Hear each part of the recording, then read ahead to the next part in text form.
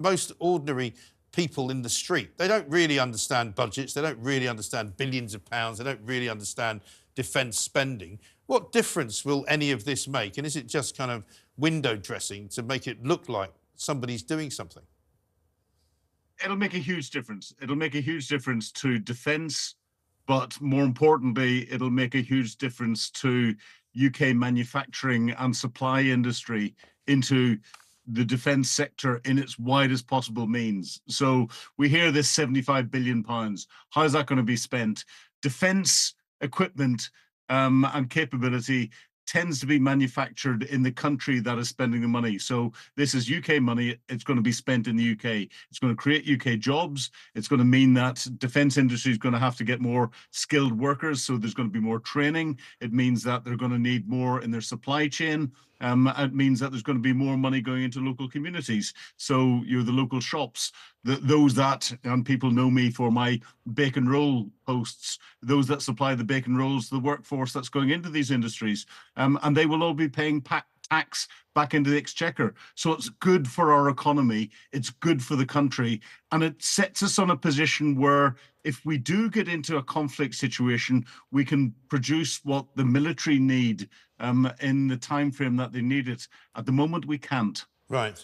So what comes out the other end? I mean, I understand how it's a boost for the economies and locally and nationally and all of that, but what actually comes out the other end? You know, can you say there's 25,000 more tanks, or there's 5 more warships, or there's, you know, a few more Phantom jets? What exactly will be the end product?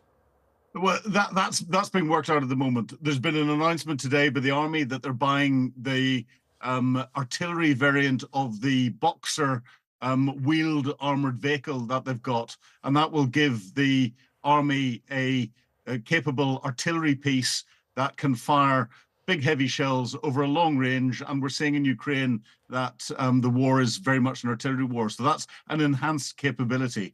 I will expect to see similar announcements coming out of the RAF and the Navy and everything else. But the most important bit in this is building up our defence industrial base and our stocks of ammunition, our shells and everything else that are needed, because that's not sexy stuff in defence. It's boring stuff. And that's why in the past, it's been run down to the minimum level. It can be supplied on a just-in-time basis. But Ukraine has shown that just-in-time doesn't work anymore.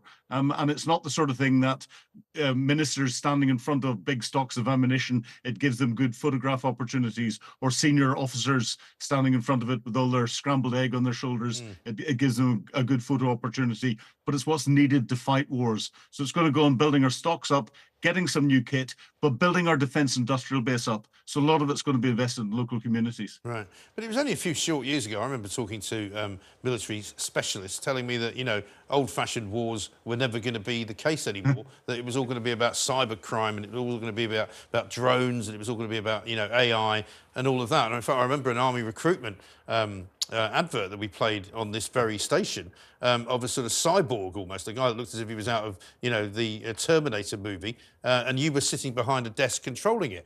So that's all changed, isn't it? They got that completely wrong.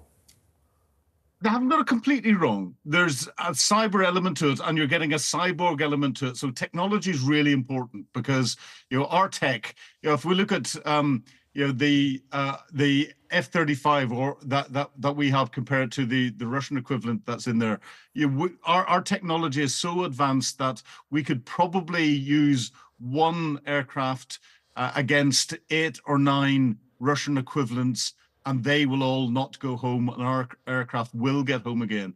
But it's, war is a guttural activity. It is a very human activity, and we're seeing the videos that are coming out of Ukraine where it's apocalyptic. It's like First World War trench warfare, and that is still going on. So you've got everything from that, where, you know, if we look at recent history, you know, in Iraq, in the Falklands War, our soldiers were still doing bayonet charges. You know, so it's that level of gutturalness at the very lowest level of technology, right through to the highest level of technology, that allows us to fight or better deter modern conflicts. If we have to fight, most military personnel don't want to fight. They want to deter by being professional and showing that if you do try and fight us, we're going to beat you in a very professional and a very surgical way. So don't even try it. Right.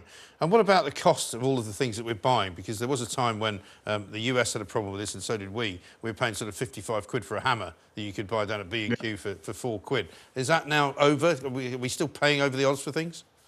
No, we're still paying hugely over the odds, and this is where this new money is great coming from the taxpayer, and you and I are taxpayers that are out there. But the Ministry of Defence needs to step up to the mark and sort out what it's going to pay for different things and get its own house in order. It needs to make itself more efficient. It needs to make sure that it gets its contracts right. It needs to make sure that the defence industrial base, the primes that are out there, those that are supplying into defence, are not ripping the MOD off because they think they can get away with it. And I've worked in a defence supplier, and I know the levels where you try to get maximum profit out of what you're doing. That a lot of that's to reinvest in making what you're doing into defence better, but there has to be a better relationship.